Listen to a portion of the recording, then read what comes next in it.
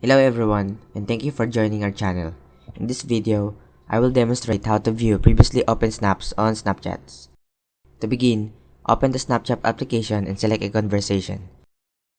Once you've done that, you can proceed to view the snap again. Click on your profile picture located at the left corner of the screen, and then click on the gear icon located at the top right corner of the screen. Here you need to scroll down and click on My Data.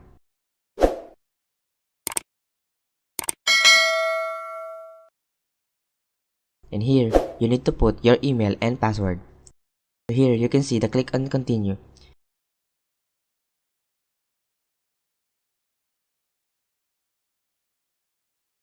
Put your password here and click on Continue. For privacy reasons, I'm not showing. Then, you need to click on In You, and then the Snapchat team will send your detail in which all snaps are also included. So there you have it. Thank you for watching, and please don't forget to subscribe.